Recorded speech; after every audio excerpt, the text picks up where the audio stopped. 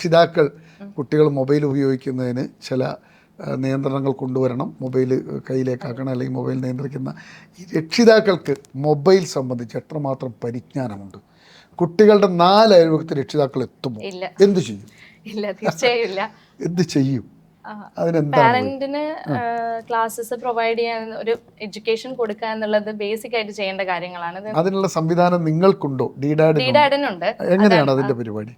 നമ്മൾ mainly focus ചെയ്യുന്നത് കുട്ടികളിലും പാരന്റ്സിലും ഇങ്ങനെ ആശാ വർക്കേഴ്സ് അല്ലെങ്കിൽ അംഗനവാടി വർക്കേഴ്സ്, അവർക്കാണ് മെയിൻ ആയിട്ട് എഡ്യൂക്കേഷൻ കൊടുക്കുന്നത്. അത് ഈ ഡി അഡിക്ഷൻ ആയിട്ട് ബന്ധപ്പെട്ട് നമ്മൾ എന്ത് ചെയ്യുന്നുണ്ട്, ക്ലാസ്സസ് പ്രൊവൈഡ് ചെയ്യുന്നുണ്ട്, പാരന്റ്സിനായിക്കോട്ടെ അല്ലെങ്കിൽ കുട്ടികൾക്കായിക്കോട്ടെ. അപ്പൊ ആ രീതിയിൽ നമുക്ക് എന്ത് ചെയ്യുന്നുണ്ട്, ഒരു പരിധി വരെ നമുക്ക് അവർക്ക് പറഞ്ഞ് മനസ്സിലാക്കി കൊടുക്കാൻ പറ്റുന്നുണ്ട്, ഒരു പരിധി വരെ. ഓക്കെ, എങ്കിലും പോരായ്മകളുണ്ട്, ഇല്ലെന്നല്ല പറയുന്നത്.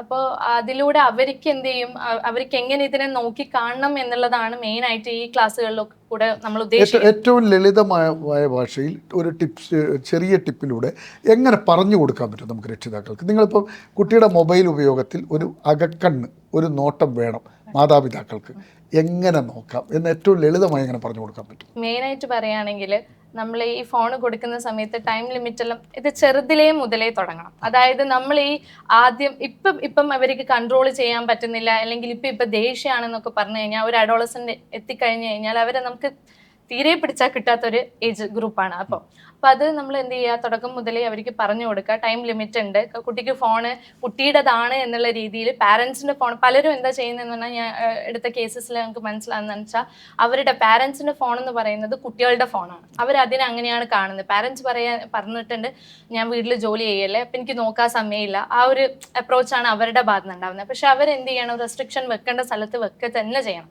എങ്കിലേ അതിനെ കൊണ്ടൊരു റെസ്ട്രിക്ഷൻ വെക്കുമ്പോൾ ഉണ്ടാകുന്ന പ്രതിഷേധങ്ങളെ എങ്ങനെ നേരിടും? ഒരു ഒരു പ്രധാന പ്രശ്നമാണ്. ഇപ്പം രക്ഷിതാക്കൾക്ക് പേടി, മൊബൈൽ എടുക്കരുത്, അല്ലെങ്കിൽ റെസ്ട്രിക്ഷൻ വരും, കുട്ടി ഉടൻ പോയി തൂങ്ങി മരിക്കുന്നു, അല്ലെങ്കിൽ മൊബൈൽ എറിഞ്ഞു പോയി. ഇപ്പോഴത്തെ മൊബൈലിന് ഒരു 50,000 നല്ലൊരു മൊബൈൽ കിട്ടുള്ളൂ. 10,000 രൂപയ്ക്ക് വാങ്ങുന്ന മൊബൈൽ, 10,000 രൂപയുടെ ഒരു മൊബൈൽ ഒരു സാധാരണക്കാരൻ വാങ്ങുന്നത് അവനെ സംബന്ധിച്ച് വലിയ കാര്യമാണ്. വളരെ സാഹസപ്പെട്ട മൊബൈൽ വാങ്ങാൻ ഇവൻ ദേഷ്യം പിടിച്ചത് എറിഞ്ഞു പൊളിക്കും.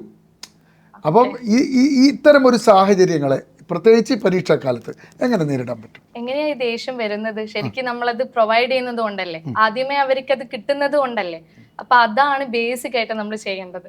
അതായത് അവർക്ക് അത് ആക്സസിബിൾ ആണ് എന്നുള്ളൊരു തോന്നലിൽ നിന്നാണ് എന്ത് ചെയ്യുന്നത്, അവർ അതിനോട് യൂസ്ഡ് ആവുന്നത്. അപ്പൊ നമ്മൾ എന്ത് ചെയ്യുക, നമുക്ക് ആ ആക്സസിബിലിറ്റി കുറച്ച് കൊണ്ടുവരാൻ നമുക്ക് ചെയ്യാൻ പറ്റുന്ന കാര്യം. അപ്പൊ അതുതന്നെയാണ് ഞാൻ നേരത്തെ പറഞ്ഞത്. പാരന്റ്സ് എന്ത് ചെയ്യാന്ന് വെച്ച് കഴിഞ്ഞാൽ ചെറുതിലേ, അതായത് നമ്മൾ അവർക്ക് എന്റർടൈൻമെന്റ് പെർപ്പസിന് അവർക്ക് യൂസ് ചെയ്യുന്നതിന് ഒരു ടൈം ലിമിറ്റ് കൊടുത്തിട്ട് ആദ്യമേ ആ റൂള് സെറ്റ് ചെയ്ത് പോവുകയാണെങ്കിൽ, ഈ പറഞ്ഞതുപോലെ ഈ മെയിൻലി ഈ കേസ് പറയുന്നുണ്ടല്ലോ, ഇങ്ങനെ ആംഗ്രി ഇഷ്യൂസ് ഉണ്ടാവുന്ന അല്ലെങ്കിൽ സൂയിസൈഡൽ അറ്റംപ്റ്റ് ഒക്കെ ഉണ്ടാവുന്നത് നമുക്ക് ഒരു പരിധി വരെ അഡോളസന്റ് ആ ഒരു ഗ്രൂപ്പിലാണ് കാണുന്നത്. അപ്പോൾ എന്ത് ചെയ്യാന്ന് വെച്ച് കഴിഞ്ഞാൽ, ആദ്യമേ അവർ റെസ്ട്രിക്ട് ചെയ്യാന്നുള്ള ഒരു റൂൾസ് സെറ്റ് ചെയ്യുക. അത് മോശമായിട്ടുള്ള രീതിയിലല്ല, അവരെ പ്രഷർ ചെയ്യുന്ന രീതിയിലല്ല, അവർക്ക് പറഞ്ഞു മനസ്സിലാക്കുന്ന രീതിയിൽ. ഇതെന്ത് ചെയ്യും, എങ്ങനെ റൂൾസ് സെറ്റ് ചെയ്യും? അതിനാണ് നമ്മൾ ഈ പാരന്റിങ്ങിന്റെ ക്ലാസ് ഒക്കെ പ്രൊവൈഡ് ചെയ്യുന്നത്. പാരന്റിങ്ങിന്റെ ക്ലാസ് ഏതൊക്കെ സമയത്ത് എങ്ങനെയൊക്കെയാണ്, അതിനുള്ള സംവിധാനം എന്താണ്? മെയിൻലി നമ്മുടെ പ്രൊജക്ടിനെ കുറിച്ച് പറയുകയാണെങ്കിൽ, നമ്മളിപ്പോ എല്ലാ ജില്ലകളിലും ഡിഡാഡിന്റെ പ്രൊജക്ട്, അതായത് ഡിഡാഡിന് സൈക്കോളജിസ്റ്റുകൾ ഉണ്ട്,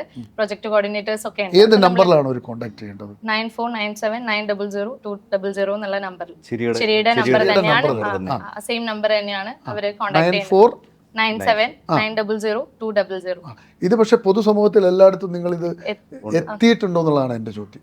സാർ പറഞ്ഞല്ലോ, മുന്നേ പ്രൊജക്ട് തുടങ്ങിയിട്ട് എത്രയേ ആയിട്ടുള്ളൂ. ഇപ്പൊ പുതിയ ജില്ലകൾ 6 ജില്ലകളിൽ പുതുതായിട്ട് വന്നതാണ്. ഇപ്പൊ നമ്മള് ആൾക്കാരിലേക്ക് എഡ്യൂക്കേറ്റ് ചെയ്ത് വരുന്നതേ ഉള്ളൂ.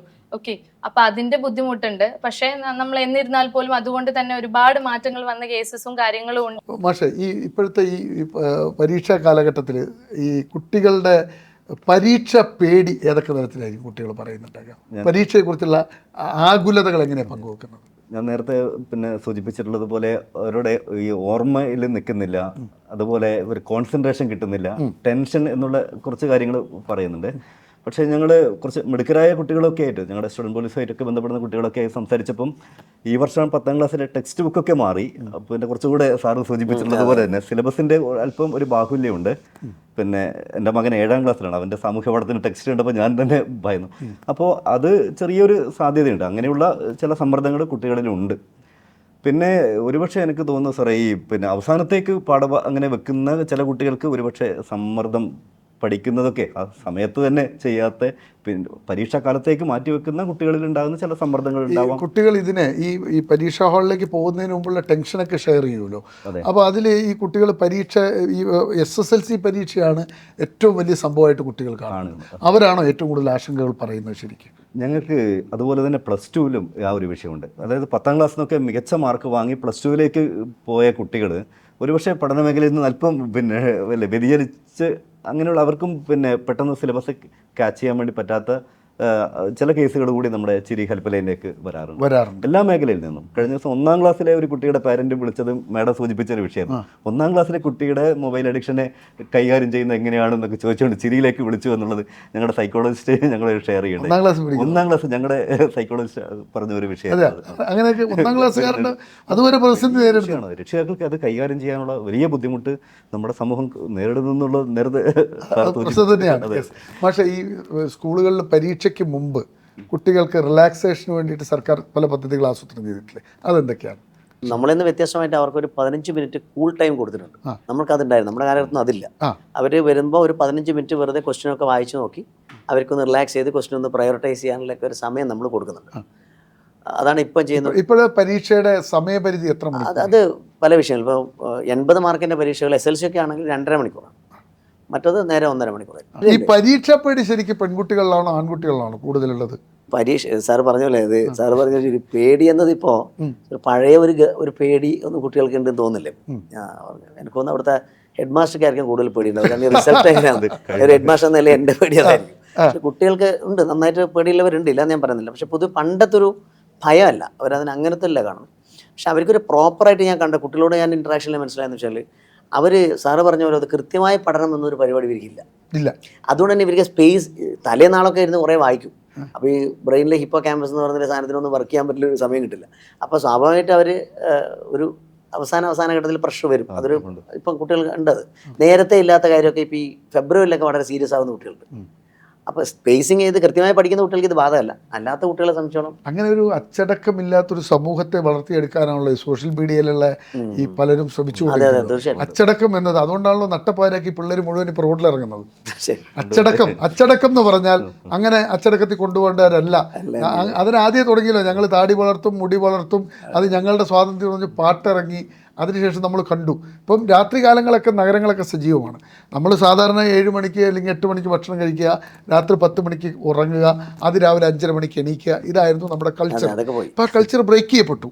രാത്രി കാലങ്ങളിൽ നഗരം മുഴുവൻ സജീവമായി, കുട്ടികളെല്ലാം അതിന് പോകുന്നു. അതെങ്ങനെ ബാധിക്കുന്നു? അല്ല, തീർച്ചയായിട്ടും സാർ, ഞാൻ പല കുട്ടികളും ചോദിക്കുന്നു, അവരൊക്കെ 11:30-12 മണിക്കൊക്കെയാണ് ഉറങ്ങുന്നത്. അതിന് അരമണിക്കൂർ മുമ്പേ വരെ അവർ മൊബൈൽ ഉപയോഗിക്കുന്നുണ്ട്. അത് അവരെ തീർച്ചയായിട്ടും അവരുടെ ശരീരത്തെ ബാധിക്കും. പ്രത്യേകിച്ച് ഗട്ട് ബാക്ടീരിയ എന്ന് പറയുന്നതൊക്കെ അത് വളരെയധികം നശിച്ചു പോകും. അപ്പോൾ അതവർ ആരോഗ്യത്തെ ബാധിക്കുന്നുണ്ട്. അവരെ പഠനത്തെ വളരെ സീരിയസ് ആയിട്ട് ബാധിക്കുന്നുണ്ടാണ് ഞാൻ മനസ്സിലാക്കുന്നത്. അത് വലിയ പ്രശ്നം തന്നെയാണ്. സ്വപ്ന ഒരു കാര്യം ചോദിച്ചു, ഇപ്പോൾ ഈ ഡിജിറ്റൽ ഈ പറയുന്ന പ്രതിസന്ധികൾ നേരിടുന്ന ഒരു കുട്ടി വിളിക്കുകയാണ്, അവൻ വല്ലാത്തൊരു മാനസികാവസ്ഥയിൽ എത്തി നിൽക്കുകയാണ്. അവനിലേക്ക് ഫോണിലൂടെ അല്ലാതെ ഫിസിക്കലി നിങ്ങളുടെ സംവിധാനം എത്താനുള്ള സംവിധാനമുണ്ട്. നിങ്ങൾ വിവരം കൊടുത്താൽ പോലീസോ കൗൺസിലറോ അങ്ങോട്ട് എത്താനുള്ള സംവിധാനമുണ്ട്. എവിടെയായാലും നമ്മളെത്തും, ആ കുട്ടിയുടെ അടുത്തേക്ക് നമ്മളെത്തും, അല്ലേ? ഈ കുട്ടികൾ ഇപ്പോൾ ഈ പറഞ്ഞ രീതിയിൽ ഞാൻ പറഞ്ഞല്ലോ, രാത്രി പകലായി മാറിക്കഴിഞ്ഞു ഇപ്പോൾ. അപ്പോൾ ആ പഠനത്തെ കുട്ടികൾ ക്രമീകരിക്കുന്നത് പണ്ടത്തെ കാലത്ത് നമ്മൾ വൈകുന്നേരം രാത്രിക്ക് മുമ്പ് പഠിച്ചു തീർക്കുക, ചില ആൾ രാത്രി 12 മണി വരെ പഠിച്ചിരിക്കുക എന്നൊക്കെയുള്ള കൾച്ചറാണ് നമ്മൾ കണ്ടത്. പക്ഷേ ആഘോഷങ്ങളുടെ ഈ കാലഘട്ടത്തിൽ അത് എത്രമാത്രം കുട്ടികൾക്ക് സാധിക്കുന്നുണ്ട്? സാർ പറഞ്ഞത് ശരിയാണ്. ഇപ്പൊ ഡെയിലി റുട്ടീൻ, നമുക്കൊരു ബാലൻസ്ഡ് ആയിട്ടുള്ള ഒരു റുട്ടീൻ ഉണ്ടെങ്കിൽ കുട്ടികൾക്ക് ഇപ്പം അതില്ല. കുട്ടികൾ ഞാൻ വരുന്ന പല കേസസിലും കാണുന്നത് ഒരു 12 മണി 11 മണിക്ക് ശേഷമാണ് ഉറങ്ങുന്നത് പോലും. എന്നിട്ട് ഒരു 9 മണിക്ക് എഴുന്നേൽക്കും. അപ്പൊ അതൊക്കെ ഒരു നോർമലൈസ് ചെയ്യപ്പെട്ടിട്ടുണ്ട്. എന്ന് വെച്ച് കഴിഞ്ഞാൽ പാരന്റ്സിന് അതിനുള്ള എത്രത്തോളം ഇൻവോൾവ്മെന്റ് ഉണ്ടെന്ന് അറിയില്ല. മേ ബി അവര് ഇപ്പൊ സാർ നേരത്തെ പറഞ്ഞല്ലോ, റെസ്ട്രിക്റ്റ് ചെയ്ത് കഴിഞ്ഞാൽ ചെയ്യാൻ പറ്റുന്ന ഒരു കാര്യമാണോ നമുക്ക് പറയാൻ പറ്റില്ല. പക്ഷെ എന്ത് ചെയ്യുന്നുണ്ട്, ഈ പറഞ്ഞതുപോലെ ഇവര് എന്ത് ചെയ്യുക, ഇവർക്ക് ഒരു ഇത് ഫ്രീഡം ആണ് ഇവർ പറയുന്നത്. അതായത് നോർമൽ അല്ലേ, നമുക്ക് സന്തോഷിക്കണ്ടേ, നമുക്ക് ചെയ്യേണ്ട കാര്യങ്ങൾ നമ്മൾ ചെയ്യണ്ടേ എന്നുള്ള ക്വസ്റ്റ്യൻ ആണ് അവരുടെ ഭാഗത്ത് നിന്ന് മെയിനായിട്ട് ഉണ്ടാകുന്നത്. ഈ കൗൺസിലർ എന്ന എൻ്റെ ഒരു ചോദ്യം ഇപ്പം ഈ പറഞ്ഞെടുത്താണ്, സന്തോഷം എന്ന് പറയുന്നത് അതിൻ്റെ പരിധി വിട്ടാൽ അത് ഏത് കോലത്തിലെത്തും? ഒരു കൗൺസിലർ എന്നാണ് നോക്കുക. നമ്മളെ ഹാപ്പിനെസ് ആണ് എല്ലാവരും എപ്പോഴും സന്തോഷമായിട്ട് ഒരാൾ ഇരിക്കുക എന്ന് പറഞ്ഞാൽ തകരാറ് പിടിച്ചൊരു കാര്യമായിട്ടായിരിക്കും അല്ലേ? അപ്പോൾ ആളുകൾ ആഗ്രഹിക്കുന്നതാണ്. നിങ്ങൾ എല്ലാ സോഷ്യൽ മീഡിയയിലൊക്കെ പല ആളുകളും കൊടുക്കുന്ന ഉപദേശം എന്താ? നിങ്ങൾ എപ്പോഴും ഹാപ്പി ആയിരിക്കുക. അങ്ങനെ ഒരാൾ ഹാപ്പി ആയിരിക്കുക എന്ന് പറയുന്ന ആ കൺസെപ്റ്റ് തന്നെ തെറ്റല്ലേ? അതിനെക്കുറിച്ച് നിങ്ങളുടെ അഭിപ്രായം എന്താ? തികച്ചും തെറ്റാണ്. കാരണം സാറ് പറഞ്ഞ പോലെ നമ്മള് ഹ്യൂമൻ ബീങ് ആണ്, എല്ലാവരും മനുഷ്യന്മാരാണ്, എല്ലാ ഇമോഷൻസും ഉള്ള മനുഷ്യന്മാരാണ്. സന്തോഷം വരാം, ദേഷ്യം വരാം, അതേപോലെ സങ്കടം വരാം, എല്ലാം വേണം, എല്ലാം ഉള്ളതാണ് ലൈഫ്. പക്ഷെ അവര് അത് എന്ന് പറയുമ്പോൾ അതിലൊരു തെറ്റ്, ഒരു ചെറിയ വ്യതിയാനം സംഭവിക്കുമ്പോഴാണ് ഇവർക്ക് എന്ത് വരുന്നത്, ഒരു ഡീവിയേഷൻ ഉണ്ടാകുമ്പോഴാണ് ഇവര് റിയാക്ട് ചെയ്യാൻ തുടങ്ങുന്നത്. അപ്പൊ എപ്പോഴും സന്തോഷവാനായിരിക്കുക എന്നുള്ളൊരു അപകടം പിടിച്ച പണിയാണ് അല്ലെ? അതിനുവേണ്ടി ശ്രമിക്കരുത് ഇല്ല അല്ലേ? അതല്ലേ നിങ്ങൾ കൊടുക്കുന്ന നിർദ്ദേശം? ഒരു ചോദ്യം, ലഹരിയുടെ ഉപയോഗം ഈ പരീക്ഷാകാലമൊക്കെ അടുക്കുമ്പോഴത്തേക്കും ഇത് ടെൻഷൻ വരും, കുട്ടികൾ ഇത് ഉപയോഗിക്കാനുള്ള സാധ്യതയും കൂടുതലാണ്. അതിനെ എങ്ങനെയാണ് നിങ്ങൾ നോക്കിക്കാണുന്നത്? അതൊരു ഏറ്റവും പ്രസക്തമായൊരു വിഷയമാണ്. ഇപ്പോൾ ഞങ്ങളും പോലീസ് അതുപോലെ എക്സൈസ് ഡിപ്പാർട്ട്മെൻ്റ് അടക്കം കൈകാര്യം ചെയ്യുന്ന ഒരു കാര്യമാണ്. പിന്നെ ഞങ്ങളുടെയൊക്കെ ഒരു അനുഭവത്തിൽ പിന്നെ മിക്കവാറും സ്ഥാപനങ്ങൾക്കൊക്കെ സമീപത്ത് ഇങ്ങനെയുള്ള വിൽപ്പനയും ഉപയോഗവും ഉണ്ട്. പക്ഷെ അങ്ങനെയുള്ളത് ശ്രദ്ധയിൽപ്പെട്ടാൽ തന്നെ കർശനമായ നടപടി പിന്നെ ഉണ്ടാവുന്നുണ്ട്. അതിൽ സ്കൂൾ അതോറിറ്റികളുടെ ഭാഗത്ത് നല്ലൊരു പിന്തുണ നമുക്ക് ഡിപ്പാർട്ട്മെൻറ്റിന് കിട്ടുന്നുണ്ട്. അങ്ങനെയുള്ള പിന്നെ വിതരണം ചെയ്യുന്ന സ്രോതസ്സിനെ പറ്റിയൊക്കെയുള്ള വിവരങ്ങൾ സ്കൂൾ അധികാരികളുടെ ഭാഗത്തു നിന്നും പിന്നെ ഞങ്ങൾക്ക് കിട്ടുന്നുണ്ട്. അതോടൊപ്പം തന്നെ ഞങ്ങളുടെ സ്റ്റുഡൻറ്റ് പോലീസ് പ്രോജക്റ്റിൽ ഞങ്ങൾ മെയിനായിട്ട് ഉദ്ദേശിക്കുന്നതും ഇങ്ങനെയുള്ള ഈ തെറ്റായ പ്രവണതകൾ സ്കൂള് അന്തരീക്ഷ ചുറ്റുപാടൊക്കെ നടക്കുമ്പോൾ കുട്ടികളും നമ്മളെ അറിയിക്കാറുണ്ട് ഇത്തരം പ്രശ്നങ്ങളുണ്ട് എന്ന് പറഞ്ഞിട്ട്. പിന്നെ ജില്ലയിൽ അതിൻ്റെ ലഭ്യതയുണ്ട്, എന്നാലും അതൊരു വലിയൊരു തലത്തിലേക്ക് എത്തിയിട്ടില്ല എന്നാണ് ഞങ്ങളുടെ ഉണ്ട്, ജില്ലയിലുണ്ട്. പക്ഷെ സ്കൂൾ തലത്തിലേക്ക് അത്രത്തോളം നിയന്ത്രണമുണ്ട്. എന്നാലും ചില മിഠായികളുടെ ലഹരി ഉള്ള ചില ഗുളിക അങ്ങനെയൊക്കെയുള്ള ചില ഇതുണ്ട്. എന്നാലും പിന്നെ മറ്റ് രാസലഹരിയുടെ രൂപത്തിൽ നമ്മുടെ സ്കൂളുകളിൽ അത്രത്തോളം എത്തിയില്ല എന്നാണ് കരുതുന്നത്. അങ്ങനെയാണ് നിങ്ങൾ നിരീക്ഷിക്കുന്നത് അല്ലേ? ഈ കുട്ടികളെ താരതമ്യം ചെയ്യുന്ന ഒരു ഏർപ്പാടുണ്ടല്ലോ. ഇപ്പോൾ ക്ലാസ്സിൽ തന്നെയാണെങ്കിലും അവനെ കണ്ടു പഠിക്കുക, അവൻ കഴിഞ്ഞ തവണ എല്ലാത്തിനും A+ നേടി, ഇത്തവണ നീ മാർക്ക് കുറഞ്ഞു പോകും, അതൊക്കെ എങ്ങനെയാണ് നിങ്ങളുടെ അധ്യാപകർ? തീർച്ചയായിട്ടും അത് നമ്മളിപ്പോൾ ഒഴിവാക്കി. അത് ഞാൻ വളരെ ശക്തമായിട്ട് എതിർക്കുന്ന ഒരു വ്യക്തിപരമായിരുന്നു. പണ്ടുണ്ടായിരുന്നു. ഇവിടെ രക്ഷിതാക്കൾ തന്നെ പരീക്ഷാ പേപ്പർ കൊണ്ടുവരും ചോദിക്കുക മറ്റു കുട്ടിയുടെ മാർക്ക് എത്ര എന്നാണ്, നിങ്ങളുടെ കുട്ടി നല്ല ചോദിക്കും. ഈ താരതമ്യം ഒരിക്കലും ശരിയല്ല എന്ന് വിശ്വസിക്കുന്ന ആളാണ്. അപ്പോൾ അതുകൊണ്ട് തന്നെ എന്തെങ്കിലും ഒരു മാനദണ്ഡം വെച്ചിട്ടല്ല. ഇപ്പോൾ ചില വിഷയത്തിൽ ഒരു കുട്ടി കുറയുകയാണെങ്കിൽ അടുത്ത വിഷയത്തിൽ കുട്ടിക്ക് വ്യത്യാസം ഉണ്ടാവും. അപ്പോൾ താരതമ്യം ഇപ്പോൾ അത് ചെയ്യാൻ പാടില്ല എന്ന് കർശന നിയമം തന്നെ വിദ്യാഭ്യാസ വകുപ്പ് കൊടുത്തു. അങ്ങനെ ഒരു പരിപാടി ഒരു സംഭവമില്ല. അങ്ങനെ ഒരു ചോദ്യം, അമിത പ്രതീക്ഷ. ഇപ്പോൾ കുട്ടികൾ പരീക്ഷയ്ക്ക് പോകുന്നു, നന്നായി എഴുതി, അവൾ എല്ലാം A+ എല്ലാം പ്രതീക്ഷ, വലിയ പ്രതീക്ഷയിൽ വരികയാണ്. റിസൾട്ട് വരുമ്പോഴത്തേക്കും അത് മുഴുവൻ തകരുന്നൊരവസ്ഥ. അങ്ങനെയുള്ള സാഹചര്യങ്ങളെ എങ്ങനെയാണ് നേരിടുന്നത്? ഓക്കെ, ഒന്നാമത് ആദ്യം അവർ മനസ്സിലാക്കേണ്ടതെന്ന് പറഞ്ഞു കഴിഞ്ഞാൽ അവരുടെ കൺട്രോളിൽ വരുന്ന കാര്യങ്ങളാണ് അവർക്ക് ബെസ്റ്റ് കൊടുക്കുക എന്നുള്ളത്. ഇപ്പൊ റിസൾട്ടിനെ കുറിച്ചിട്ട് റിസൾട്ട് മോശമായി വരുന്ന ഒരു സാഹചര്യം എന്ന് പറയുമ്പോൾ അവർ മനസ്സിലാക്കേണ്ടതെന്ന് പറഞ്ഞു കഴിഞ്ഞാൽ ഫെയിലിയർ എന്ന് പറയുന്നത് ലാസ്റ്റ് ഓപ്ഷൻ ഒന്നുമല്ല ലൈഫിൻ്റെത്. അതായത് ഫ്യൂച്ചർ ഡിസൈഡ് ചെയ്യുന്നത് നമുക്ക് ഉണ്ടാകുന്ന ഫെയിലിയർ അല്ല, അയാളുടെ വേർത്തോ അല്ലെങ്കിൽ അയാളുടെ ഇന്റലിജൻസോ ഒന്നും ഡിസൈഡ് ചെയ്യുന്നത് ഇതല്ല എന്നുള്ളത് മനസ്സിലാക്കേണ്ട ഒരു കാര്യമാണ്.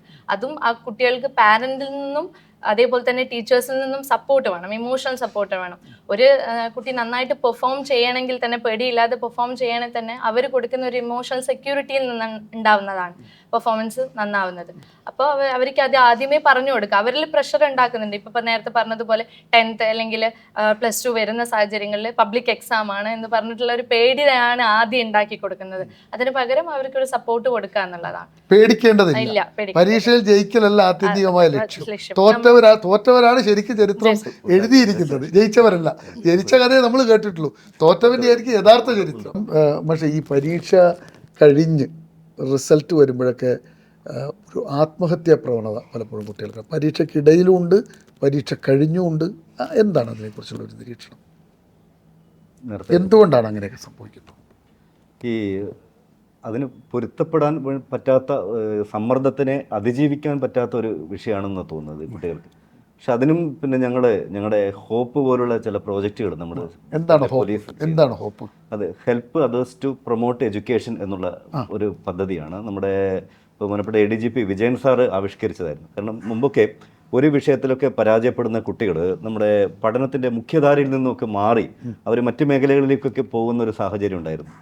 അപ്പോൾ സാറിൻ്റെ പിന്നെ ഒരു നിരീക്ഷണത്തിൽ എറണാകുളത്ത് വെച്ചാണ് അദ്ദേഹം പിന്നെ ആ ഒരു കോളനിയിൽ വെച്ചൊരു പഠനം നടത്തിയായിരുന്നു. ഈ പഠനത്തിൽ പരാജയപ്പെട്ട കുട്ടികളാണ് മറ്റ് ക്രിമിനൽ ആക്ടിവിറ്റികളിലൊക്കെ പോകുന്നതെന്ന്.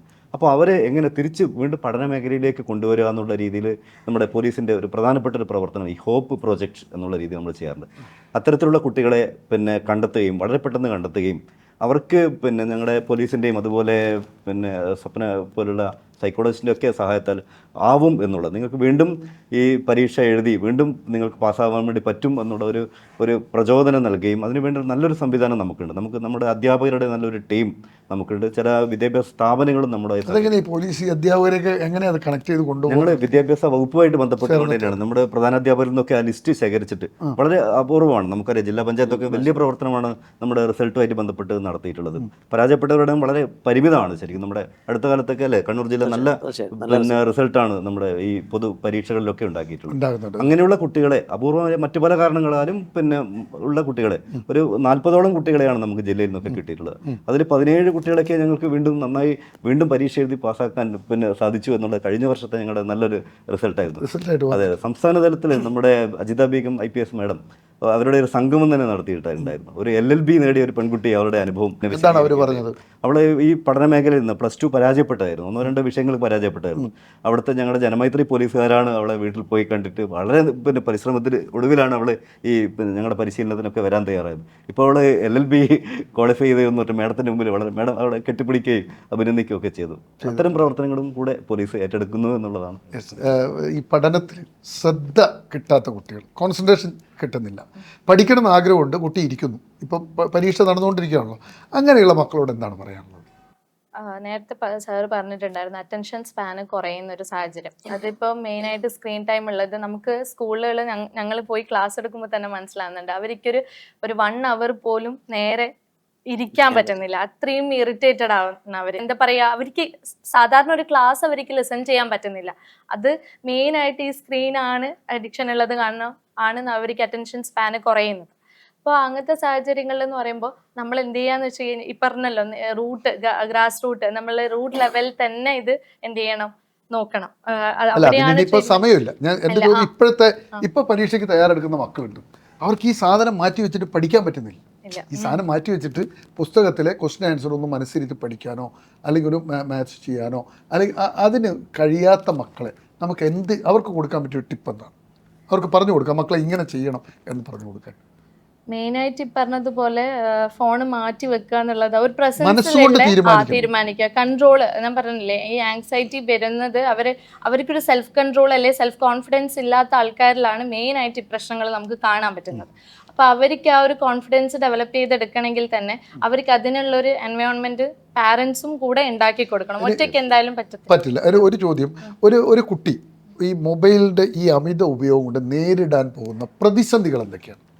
പരീക്ഷയോടൊപ്പം തന്നെ പരീക്ഷക്കാലം തന്നെയാണ്, പരീക്ഷാക്കാലം ഉൾപ്പെടെ ജീവിതത്തിൽ ഈ മൊബൈൽ ഉപയോഗം അമിതമായാൽ ആ കുട്ടി നേരിടാൻ പോകുന്ന പ്രതിസന്ധികൾ എന്തൊക്കെയാണ്? നിങ്ങളുടെ മുന്നിൽ വന്ന വിഷയങ്ങൾ ഉൾപ്പെടെ പറഞ്ഞിട്ട് കൃത്യമായിട്ട് നമുക്കൊന്ന് പറയാൻ പറ്റും. ഓക്കെ, നമ്മളത് നമുക്ക് 3 രീതിയിൽ പറയാം. ഒന്ന് അക്കാഡമിക്സിനെ നല്ല രീതിയിൽ ബാധിക്കുന്നുണ്ട്. അക്കാഡമിക്സ് എന്ന് പറയുമ്പോൾ നേരത്തെ പറഞ്ഞതുപോലെ അറ്റൻഷൻ സ്പാനിന്, അതായത് ഒരു കാര്യത്തിൽ അവർക്ക് കോൺസെൻട്രേറ്റ് ചെയ്യാനുള്ള ബുദ്ധിമുട്ട് വളരെ നമ്മളിത് കാണുന്നുണ്ട് യൂസ് ചെയ്ത് വരുമ്പോൾ. പിന്നെ പ്രോക്രാസ്റ്റിനേഷൻ ആണ്, കാര്യങ്ങൾ മാറ്റി വെക്കുക, പിന്നെ ചെയ്യാം, ലാസ്റ്റ് മിനിറ്റ് എക്സാം പഠിക്കുക. ഇതാണ് ഇപ്പൊ ഇവർ നേരിടുന്നത്. പിന്നെ സോഷ്യൽ ലൈഫ്, ഇമോഷണൽ ലൈഫ്, ഇതാണ് മെയിൻ ആയിട്ട് ഇതിനെ മൊത്തത്തിൽ ഒരു മനുഷ്യൻ തകരാറുണ്ട്. നല്ല ആരോഗ്യമുള്ള ഒരു കുട്ടി, ഹെൽത്തി ആയിട്ടുള്ള ഒരു കുട്ടിക്ക് എത്ര മണിക്കൂർ സ്ക്രീൻ ഉപയോഗിക്കാം?